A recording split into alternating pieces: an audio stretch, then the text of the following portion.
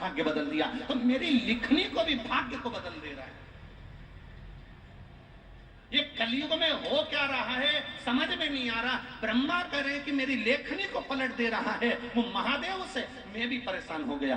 तीनों मिलकर पार्वती जी के पास पहुंच गए। माता पार्वती जी बैठी थी, तब साधना में मिलीन थी। अब तीनों बैठकर भगवान पार्वती जी के पास पहुंचे।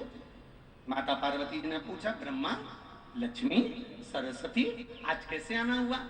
सरस्वती जी बोली, हम बड़े परेशान हो गए, तुम्हारे पति तब पुण्य कर रहे, तब पुण्य कर रहे, तब दान कर रहे कि हम बोल बोल के थके जा रहे। लक्ष्मी जी दे दे के थकी जा रही है। अच्छा, और ब्रह्मा जी तुम कैसे आए? ब्रह्मा जी बोले, मैंने ललाट पर लिखा था कि ये दुख भोगेगा, तकलीफ भोगेगा, कष्ट भोगेगा, इसकी किस्मत में कभी मकान नहीं रहेगा, इसकी किस्मत में कभी जमीन नहीं रहेगी, इसकी किस्मत में संतान नहीं रहेगी, इसकी किस्मत में ऐसा रहेगा। मैंने कितना कितना लिखा था, पर वो लोटा भर के शंकर जी को जल चढ़ाता है और देवाधिदेव महादेव प्रसन्न होकर उनके भाग्य को बदल देते हैं। हम तीनों परेशान हो गए, इसलिए हम अपनी नौकरी छोड़ने के लिए आए हैं।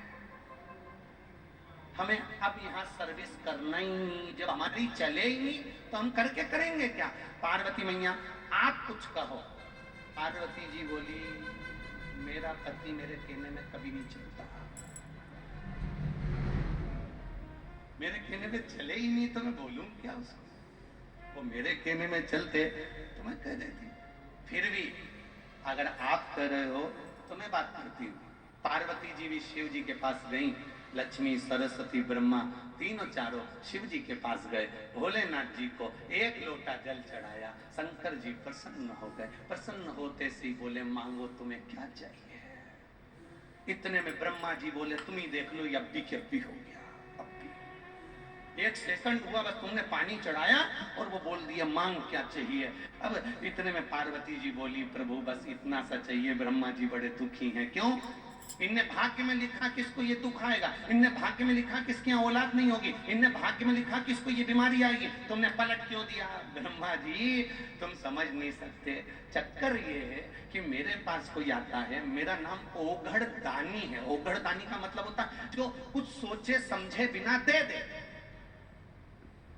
ओघड़ दानी है मेरा नाम। तो ब्रह्मा जी बोले, तो तुम्हारे पास जो हो वो दो ना। शंकर जी बोले, मेरे पास जितना था मैंने सब लुटा दिया, बस केवल डमरू बचा है, केवल अकेला डमरू और गले में सांप, त्रिशूल। और कोई भी अभी तक मंदिर में आया उसने आज तक नहीं किया कि तुम्हारा सांप दे दो। बोलो रे नोएडा वाले, तुमने कभी कहा हो जाकर कि तुम्हारा सांप दे दो, या तुमने कहा हो तुम्हारा डमरू दे दो या त्रिशूल? ना ना ना, आज तक कोई मंदिर में आके बोला ही नहीं कि तुम ये दे दो। जो भी आता है अच्छी चीजें मांगता है। तो शिव जी बोले, मेरे पास जो था मैंने सब दान कर दिया। मैं तो खुद शमशान में रहता हूँ, वहां पर कुछ भी नहीं रहता, और गुफा के अंदर रहता हूँ, वहां भी कुछ नहीं रहता।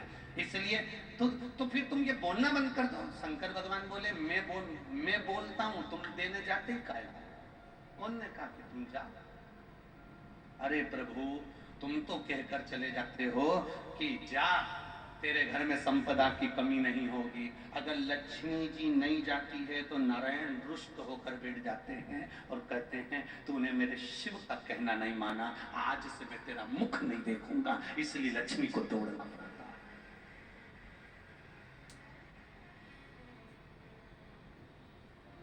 देवता भाग्य बना सकते हैं, देवता तुम्हारा भाग्य लिख सकते हैं, देवता भाग्य का लिखा तुम्हारे सम्मुख में ला सकते हैं। केवल भाग्य को बदल सकता है तो वो देवाधिदेव महादेव बदल सकता है। जो रावण को लंका दे सकता है, बाणासुर को हस्त दे सकता है, भस्मासुर को भस्म करने का आशीर्वाद दे सकता है, एक चोर को कुबेर बना सकता है, वो कोई साधारण नहीं हो सकता।